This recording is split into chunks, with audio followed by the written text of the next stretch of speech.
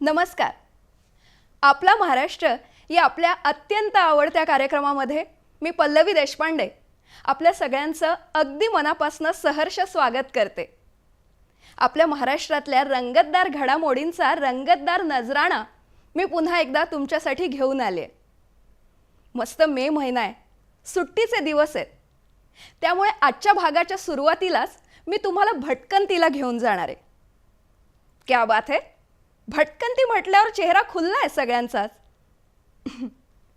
ही भटकंती अचंबित करणारी तर आहेच, पण तितकीच स्फूर्तिदायक सुद्धा आहे.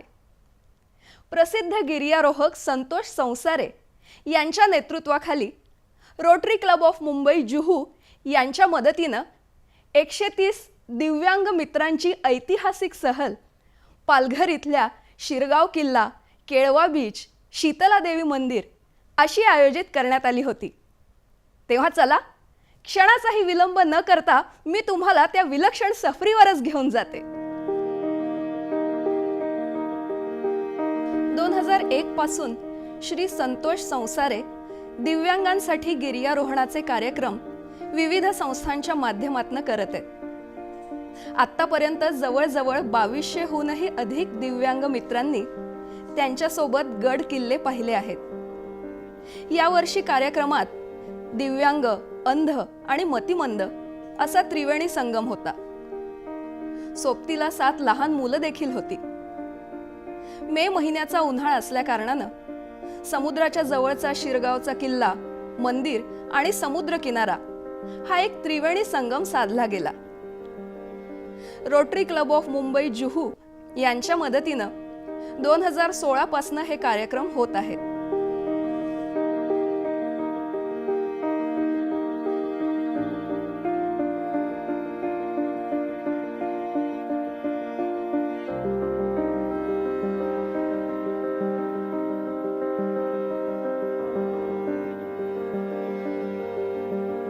या वेळेचा कार्यक्रम दिवंगत ट्रेकर सायकलिस्ट आशिष पाटणकर यांच्या स्मृतीप्रित्यर्थ आशिष की उमंग म्हणून आयोजित केला होता. जुहू रोटरीचे अध्यक्ष अरुण वाधवा आणि पालघर रोटरी क्लब यांनी यासाठी खूप सहाय्य केलं.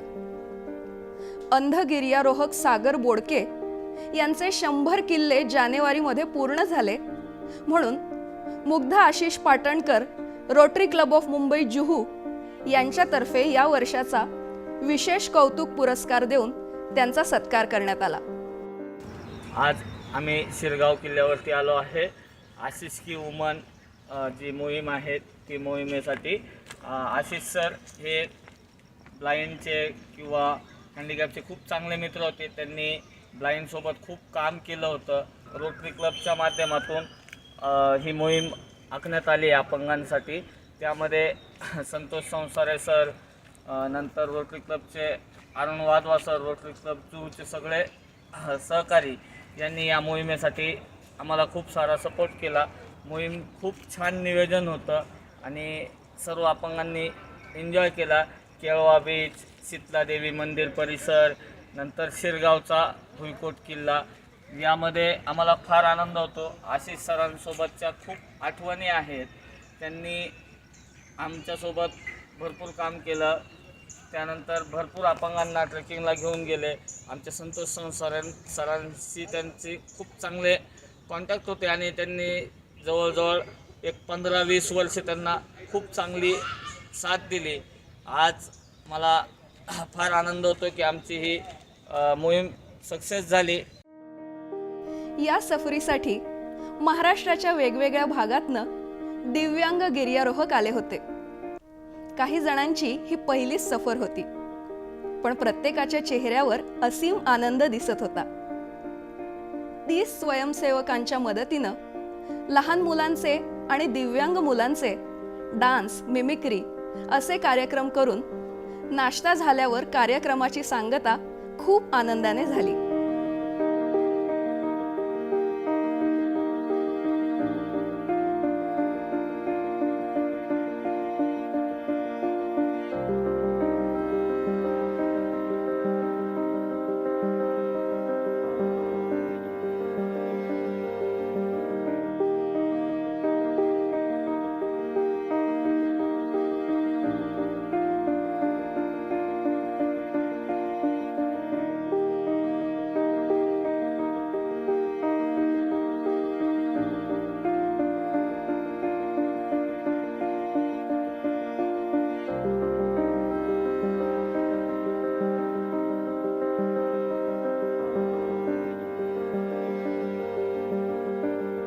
कार्यक्रम बघता बघता तुमचा चेहरा आनंदाने उजळलाय.